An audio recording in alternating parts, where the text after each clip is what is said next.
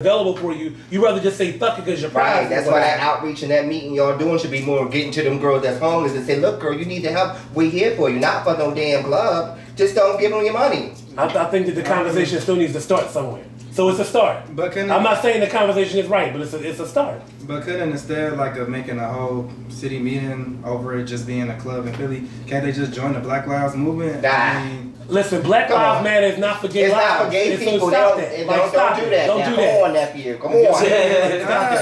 We don't belong in here. It's not so okay. So elaborate. So y'all don't think that the Black Lives Matter? I don't think so. When the Orlando situation happened, where were they at? There wasn't no Black Lives Matter. It wasn't Black Lives. It wasn't none of that. And even, it took a longer time for the celebrities to get on the train. But if you think about it, they didn't immediately come out. You know, you had one or two, but they wasn't all like that when they did. But see, I want to say something today because I'm kind of on the fence because everybody who knows me knows I love Nicki Minaj. Oh yeah. But I got so mad that she didn't say anything. Right. Not that she cares, but I unfollowed her on Instagram, all things social media. Real mad. And I was angry. I was angry because I just kind of feel like sometimes when so many celebrities use us gay people and we're so used to just jumping to them. It's like when they don't make a statement to kind of defend the same platform that was used to create them. Right. Like, how dare you? Right. I totally agree. How dare you? Yeah. But I think that we put too much credence on these celebrities. No, I agree. We expect too much from them. You did. We do. I think that's a problem right there. Right. We expect too much from them. Every celebrity's not in it to be an advocate. I don't really care about the celebrity part. I'm more for the Black Lives, just for people. So do you think that when the Black Lives Matter movement, do you think that does not include gays? Do I think it does? I think it includes gay when it comes to them and what they need, and for their causes, but not for a gay cause. If a transgender woman and she get killed, you're not gonna see that Black Lives people that hold the flag and stuff. They're not coming. And I mean, from what I've seen, they're not coming. They're not getting on buses and all this to come and go to marches with us. Somebody said the Black Lives Matter are the same tray that kills the girls. There you go. There you go. Well, we could do this argument in circles, but at the end of the day, America's supposed to be about equality. So you gotta look. But how can we progress when we put so much separatism amongst ourselves as a people? And I'm talking about as far as our race and things of that. Because people forget that when this country, when America was created, it was built off the foundation of white Anglo-Saxon Protestant.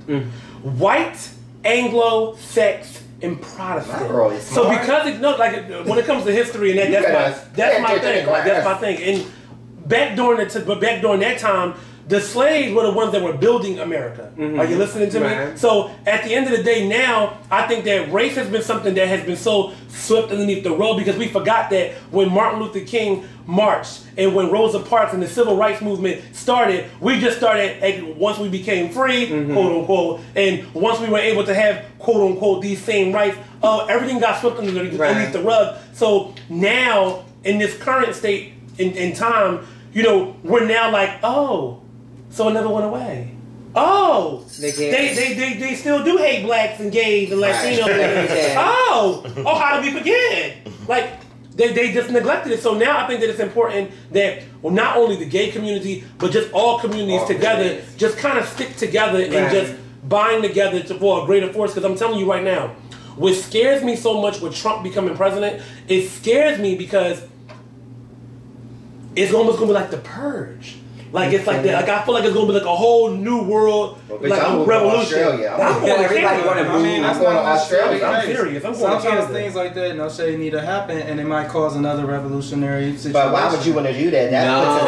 It's not that you want to do it, but honestly, sometimes you need a bigger situation to move forward. If you don't got one, that's what motivates change. Thank you. Key phrase is supposed to be. They said, Jacen, you are preaching. The leader of Black Lives Matter, DeRay McKesson, is openly gay. You see the talk show? Yes, Jacen for the Hill. And Tati, let me tell you something. I haven't seen you yet. Hopefully I get to see you in Chicago. I hope you're good. Tayana's on here. They are in it to be an advocate when you make a statement. I love the gays. You are here for me and my brothers and sisters doing the good in the hard times. It starts with each and one of us. But Black Lives Matter is a totally different platform from the LGBTQ human rights movement. Right. Completely different. Like it's a completely different movement. And I think that What I would love to see. Everything about us is so divided. That's what it is. Everything is so divided. That's a whole different. You mean to tell? Well, what I would love to see, and be so honest with you, I feel like sometimes us as people that's in the ballroom scene, we're so backwards, right? We're backwards because we be so passionate about this fucking icon status and this legendary bullshit and this fairy tale that we, get so consumed and so passionate about. If all of us band together all these houses, it's about what? About 150 Prodigies, probably like 300 Mizrahis, and about 300 Ebonies. And we kind of all came together and collectively, and just like 1,000 Revlons. And we came together collectively and shifted our energy off Ballroom for a second and really shifted on something of substance that really matters. Baby, we can start something. Something can move. Right. Like no shit. I don't think they're here for that. They need to be but here. But they're not here for that because, and especially I'm so sorry to say this, and this is not a reflection on you, but, the younger generation want to do things that are fun. And life itself is not always fun. It seems like, when you go out, you have a great time, you're going to turn up, you're going to do this, but life itself is not always fun. Right. It is real things that happening in the world. Y'all have a lot of things that y'all are personally facing, and y'all can get into trouble. Like, say, myself, for instance, I face every single day. It's very hard for me to find a job. We know why, because I was in the gated community. I just lost out on a great opportunity. Why? Because of the mistakes that I made in the past. And I think that if y'all do better than, as opposed to always wanting to turn up and always want to have fun and focus, not you in general, because I feel like you get ready to come and you don't want to do that. Because I feel like you're ready for calls. Hey, you don't want to do that. Why do everybody want to blame everything on the younger community? No, I ain't blaming the word. I said I think that you guys do not take life as serious. Right, not everybody. But guess what? Those who are older, those who are in leadership positions, even Ballroom. Right. That's when y'all supposed to mentor those who are younger. But y'all think y'all on the leader's level. But y'all think that may be true, but some of the leaders ain't meant to be in those leadership positions, so y'all might need to knock some of them out the way. Let me say something. To reform it all. Somebody said create your own opportunity, Isaac, and I'm going to say something. I totally agree. Let me tell you something. When I came home in 2007, bitch, you remember when I came home, bitch, I had shit. From someone coming that crafted and made all this fucking money for years and did all this for that, bitch, I came home and didn't have shit. I came home, my mother just died 2 months before. Luckily, as you know, I came home into my own place. This, that, and the fourth. When I first came home, I was crafting right again. Why? Because I was gagging. But let me tell you something. When I started Ballroom Throwbacks, I did create my opportunity. Remember, I had a fucking job at CBS. A lot of people don't know that. When I came home, you did, and I went back to college, I got my fucking job at fucking CBS. They came in there one day and told me that they found out I had a record and they fired me and I was there for 6 months. Oh. That totally fucked me up because I'm like, here I am doing the right thing and they just fired my ass. And I really gagged. And the job paid fucking like $9 an hour. Fucking peanuts. But they're doing fruit stripe gum. But I gagged because I was doing the right thing. And then I created Ballroom Throwbacks 2 years after the fact. But I can attest to what he's saying because, like, for me, my last time in the gated community, I never thought that I would be a makeup artist. Like, I didn't think I would be that person. But I learned that, you a natural born hustler. It's just in you. So it's just in you. And I said to myself, I'm never going to work somewhere. Luckily, I did get a job at Mac. I had a long-standing career at Mac. But there were certain things that hindered me from my growth at Mac because of my background. Right. And like when Mac had found out about, my record, I was demoted.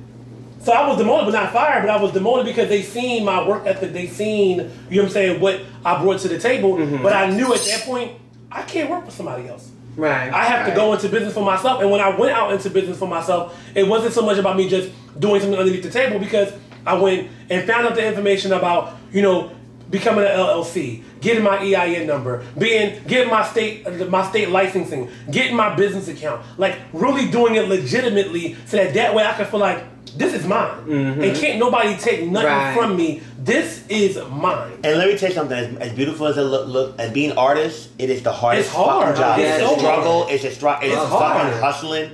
And it's a lot of work, and you got to deal with a lot of bullshit from people and people's opinions and what people think. It is really fucking hard. It's a hustle. I have to hustle every fucking day.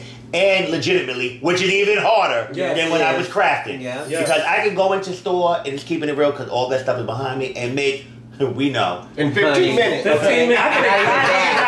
Not even 15 minutes. I would make 5, 6, I mean, listen, the money was there. Everybody knows. It was crazy. But now, I don't know the last time I seen $5,000-$6,000 in my hand. To be honest with you, especially that I took that I can blow. Well, I mean, it's a hustle. I've seen it, but when in makeup you gotta be careful because for 1 month I always say. Oh, you turn it. Huh? You'll turn it, make coins down. Oh yeah, I'll turn it. I'm gonna tell you, I'm gonna be so real with you. And my makeup artist is watching me or hairstylist can attest to this. January and July, them 2 J's are tricky months. Like, don't nobody want to come get their hair done. Okay. The New Year talking. Okay. And it's snowing on the ground. Christmas, it's snowing on the ground. So you gotta make sure that you save your money. Oh, and then they want a discount. The discount. It's Christmas, and the kids and all that. Yeah, girl, it's Christmas for me too, boo. Like for example, for me, the month of October is such a big month. Because Halloween is like Christmas to me. So on Halloween, I could easily make a quick $3-4 grand. Oh, so you gonna paint a whole bunch of goons and goblins. But I'll be slow all of November until about the end of November and pick up in December, and then after Christmas it's a wrap. That's how it is. So it's kind of like I gotta really prepare. That's exactly. But in wedding months, you're turning it. Wedding and prom. Well, you see, no, I can kind of say this now. I'm very selective on what I do with proms. And I used to be that person that would do in Cash, I'm sure he's watching, can attest to this. I would do 10 prom girls in a day. And be loaded. But mind you, I was only charging them at the time $75. So them 10 girls, okay, that's a quick $750. Right. Which is cute for a day. It's cute, but when you think about the wear and tear, I got different personalities. I got to go drive to these houses. Some of these houses are a little bit too condemned for me to be. Oh, but they will be coming to me. So, at the time I didn't have a studio to kind of do that. So as time be what? A little bit too condemned for me to be rolling out. The stuff. Christian said, "Let me hold the bill, Jacen." Am I leaving with my makeup? So it was kind of like the money. Yeah, Christian, you got all the money.